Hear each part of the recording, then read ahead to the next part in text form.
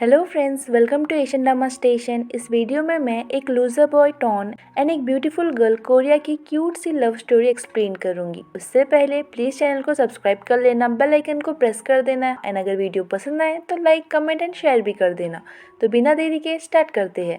Drama के starting में हम कोरिया को टॉन के साथ मस्ती करते हुए देखते हैं। टॉन को लग जाता है, वो कहता है ओए ज़रा देख के। कोरिया उसे टिकल करने लगती है तो टॉन भी स्टार्ट हो जाता है। इस बार कोरिया को लग जाता है, वो गुस्सा हो जाती है एंड टॉन पर चिल्लाने लगती है। वो कहता है मुझे भी तो लगा ना। वो कहती है मैं तो लाइटली टिकल कर रही थी, तुम इतने रफ क्यों हो रहे हो। तो टॉन कहता है क्या लाइटली, तुम अभी बहुत हैवी हो गई हो और स्ट्रांग भी हो गई हो, मुझे भी जोर की ही लगी। अब क्या था, कोरिया को गुस्सा आ जाता है। तुमने मुझे मोटी कहा। वो कहता है मोटी कहाँ कहा, मैंने तो बस कहा कि तुम हैवी हो गई हो। वो चिल्लाकर कहती है मतलब सेम ही हुआ। वो पूछता है तुम इतनी इरिटेट क्यों हो रही हो, तुम्हारे पीरियड्स चल रहे हैं क्या। वो कहती है हाँ बस अब निकलो यहाँ से।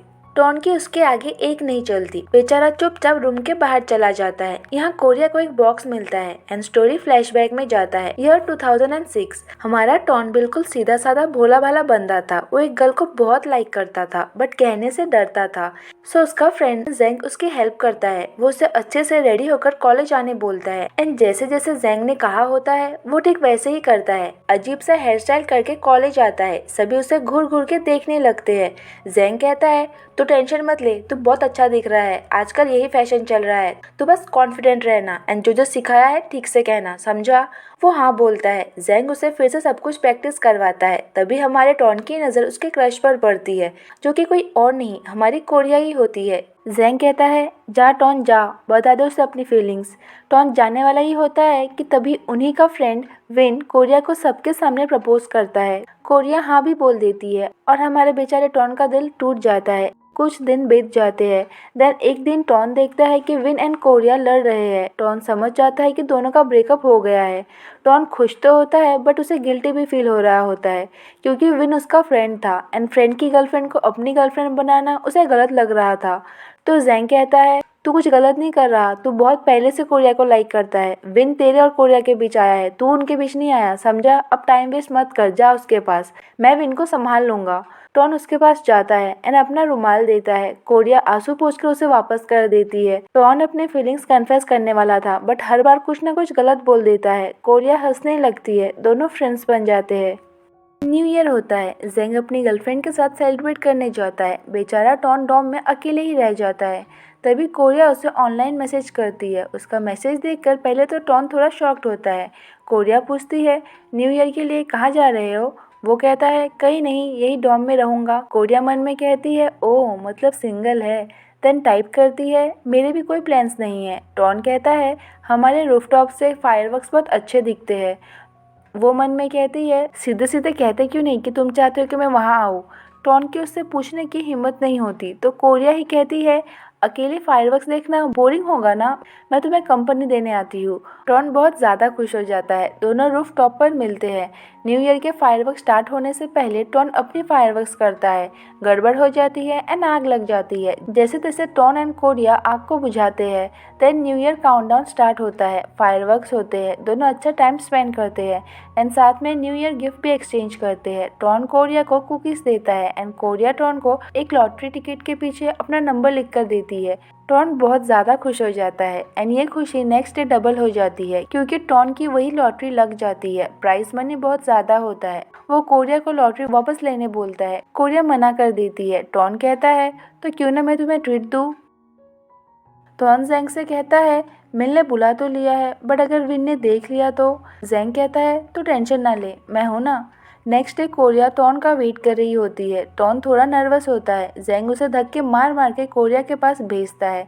तभी वहाँ विन आ जाता है। वो दोनों को देखे उससे पहले ही जेंग उसे वहाँ से लेकर चला जाता है। टॉन कोरिया को वैलेंटाइन डे उसके साथ स्पेंड करने बोलता है। कोरिया मान जाती है।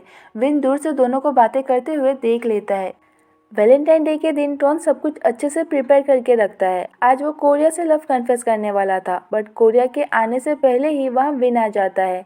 वो टॉन को मारने लगता है। विन गुस्सा था क्योंकि टॉन कोरिया को पहले से लाइक करता था एंड ये बात टॉन ने कभी विन को बताया ही नहीं। अगर उसने बता दिया होता तो वो कोरिया के पीछे कभी जाता ही नहीं। यार फ्रेंड्स के बीच ऐसे सीक्रेट्स नहीं रखना चाहिए। वो टॉन की धुलाई किए जा रहा था। टॉन गुस्से में उसे मोटा बोल देता है तो ये बात विन को लग जाती है। वो कहता है, क्या कहा? मोटा? तूने मुझे मोटा कहा? सुन ले, मैं मोटा नहीं हूँ, मैं बस वे प्रोटीन खाता हूँ, समझा? उसकी और धुलाई होती है। वो कहता है, नेक्स्ट टाइम मुझसे कुछ छुपाना मत। देन वो वहाँ से चला जाता है। टॉन समझ जाता है कि विन हर्ट हुआ है। वो जेंग से कहता है, मेरी चिंता मत कर, मैं ठीक हूँ, तो विन को जाकर संभाल। जेंग कहता है, ए टॉन, मेरी फट रही है, अगर उसने मुझे भी मारा तो? टॉन कहता है, जा ना, बस थोड़ा लगेगा और कुछ नहीं होगा, उसे अकेले मत छोड़। कुछ देर बाद कोरिया आती है। टॉन को ऐसे देखकर वो डर जाती है, उसकी केयर करने लगती है। विन ने उसे मारा है ये बात टॉन उसे नहीं बताता। वो बस कहता है, Korea, I like you, I know कि मैं थोड़ा ट्यूबलाइट हूँ, मुझ में कोई भी अच्छी बात नहीं है, बट फिर भी मैं तुम्हें लाइक करता हूँ। अगर तुम मुझे एक चांस दोगी तो मैं तुम्हारा हाथ कभी नहीं छोड़ूंगा। कोरिया उसका हाथ पकड़ती है एंड कहती है, अब मेरा हाथ तुम्हारे हाथ में है, कभी मत छोड़ना। एंड इस तरह दोनों फ्रेंड्स से कपल बन जाते हैं। दोनों को बीच पर जाना था बट घर वाले तो भेजेंगे नहीं, तो कुछ प्लान करना पड़ता है। कोरिया जैसे तैसे अपने बड़े भाई को मना लेती है एंड डैड को बोलती है कि वो दोनों फ्रेंड की पार्टी में जा रहे हैं। भाई कहता है, देख, दोनों फंसेंगे। कोरिया कहती है, कोई नहीं फंसेगा। तो भाई को ना चाहते हुए भी डैड को झूठ बोलना पड़ता है। भाई पूछता है, कहाँ है तेरा वो भोला भाला बॉयफ्रेंड? टॉन दूर से वेव करता है। उसका हेयर स्टाइल देखकर भाई वाज लाइक, ये तेरा भोला भाला बॉयफ्रेंड है? कोरिया कहती है, अब मैं जाऊँ? हेयर स्टाइल की वजह से भाई पर टॉन का गलत इंप्रेशन पड़ता है, बट देन टॉन के अच्छे संस्कार देखकर भाई थोड़ा इम्प्रेस होता है। बीच पर दोनों बहुत एंजॉय करते हैं। कोरिया उससे उसके फ्यूचर प्लान के बारे में पूछती है। वो कहता है, 10 साल बाद मेरे पास एक अच्छा सा जॉब होगा, एक बड़ा सा घर होगा, बड़ी कार होगी, और इस घर में मैं और मेरी गर्लफ्रेंड कोरिया हमेशा हैप्पीली रहेंगे। कोरिया कहती है, तुमने मुझे इतना फैट क्यों ड्रॉ किया है? वो कहता है, तुम फैट नहीं हो, प्रेग्नेंट हो। कोरिया ब्लश करती है। टॉन उसके क्लोज जाता है, उसे किस करने वाला होता है, बट देन नर्वस हो जाता है। बेचारे के पास प्रैक्टिकल ज्ञान की कमी होती है, तो कोरिया उसे सिखाने लगती है। देन फाइनली दोनों का क्यूट सा किस हो जाता है। ट्रिप वाली बात मॉम डैड को पता चल जाती है। डैड टॉन को कोरिया से मिलने मना करते हैं। घर पर भाई बहन की क्लास ली जाती है। डैड कहते हैं, मेरा बड़ा बेटा गे बार में ड्रंक होकर पड़ा हुआ था और मेरी छोटी बेटी एक मैन के साथ अकेली बीच पर गई थी। तुम दोनों ने समझ क्या रखा है? तुम ऑफिस के बाद सीधे घर आना, और तुम आज से अकेले कहीं बाहर नहीं जाओगी, जहाँ जाओगी मेरे साथ जाओगी। कोरिया का मोबाइल भी ले लिया जाता है। 2 दिन बीत जाते हैं। टॉन कोरिया को लेकर बहुत टेंस होता है, तो वो सीधे उसके घर ही चला जाता है। डैड उससे उसके बारे में पूछते हैं तो वो बताता है कि वो कोरिया से 1 साल बड़ा है। वो कुछ दिन पहले ही ग्रेजुएट हुआ है। उसके पास अभी कोई जॉब नहीं है। उसकी फैमिली में मॉम और छोटा भाई है। मॉम फार्मर है, बंदे के पास जॉब भी नहीं है। एंड उसे देखकर डैड को नहीं लगता कि वो उनकी बेटी को खुश रख पाएगा। सो डैड उसे कोरिया से मिलने मना करते हैं। जेंग एंड विन के पूछने पर वो सब बताता है कि उसके डैड ने उसे क्या क्या कहा। तो विन भी बताता है कि उसने कोरिया को उसके डैड की वजह से ही छोड़ा था। उसे पता था कि उसके डैड कभी भी उनका रिलेशनशिप एक्सेप्ट नहीं करेंगे, इसलिए उसने खुद से ही गिव अप कर दिया था। बट हमारा टॉन गिव अप करना नहीं चाहता, अपने लव के लिए फाइट करना चाहता है। जेंग एंड विन मिलकर एक प्लान बनाते हैं। दोनों टॉन को गर्ल की तरह रेडी करते हैं, देन उसका पिक क्लिक करते हैं एंड एक फेक अकाउंट बनाते हैं। कोरिया देखकर ही समझ जाती है कि ये टॉन है। वो हैप्पी हो जाती है। दोनों चैट करना कंटिन्यू रखते हैं एंड चुप चुप के मिलते भी है। टॉन को जॉब मिल जाता है। 1 मंथ बाद टॉन उसी फेक गर्ल के नाम से कोरिया को एक पार्सल सेंड करता है। मॉम बार बार नाम पढ़कर देखती है। कोरिया कहती है, मेरी फ्रेंड ने ही सेंड किया है। मॉम पार्सल देकर चली जाती है। टॉन ने कोरिया को मोबाइल सेंड किया होता है एंड उसके साथ एक वॉइस मैसेज भी होता है। मुझे फर्स्ट सैलरी मिली तो सोचा कि तुम्हें कुछ गिफ्ट दूँ, बट मेरी सैलरी में मैं बस सेकेंड हैंड ही अफोर्ड कर पाया। आई प्रॉमिस मैं और भी ज़्यादा मेहनत करूँगा और डैड को प्रूफ भी करूँगा कि मैं तुम्हारे लायक हूँ। कोरिया इमोशनल हो जाती है। देन कुछ साल बीत जाते हैं। कोरिया भी ग्रेजुएट हो जाती है। पेरेंट्स को झूठ बोलकर वो टॉन के साथ एक न्यू घर में शिफ्ट हो जाती है। टॉन को ये सब गलत लगता है। कोरिया कहती है, कब तक ऐसे चुप चुप के मिलेंगे, तुम डरो मत, मॉम डैड को पता नहीं चलेगा। तो टॉन और कुछ नहीं बोलता। दोनों अपने सपनों का घर सजाने लगते हैं। सभी को हाउस वार्मिंग पार्टी में इनवाइट करते हैं। सबसे पहले कोरिया का भाई आता है। उसकी भी अपनी ही स्टोरी है। वो गे है एंड जब डैड को ये बात पता चली थी तभी उन्होंने उसे घर से निकाल दिया था। अब वो फेमस ऑथर बन चुका होता है।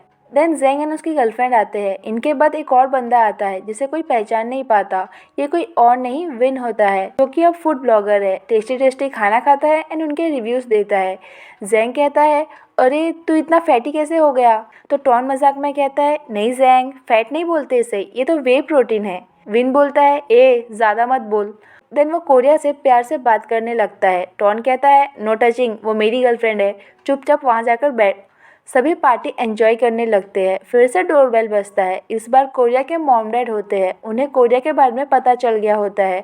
डैड कोरिया को अपने साथ घर चलने बोलते हैं और टॉन को भूल जाने बोलते हैं। कोरिया मना कर देती है। डैड कहते हैं, इसके साथ तुम्हारा कोई फ्यूचर नहीं है। कोरिया कहती है, मैं प्रूफ करके दिखाऊंगी कि मैंने गलत पर्सन को चूज नहीं किया है। उनके जाने के बाद कोरिया बहुत रोती है। टॉन उसे संभालता है।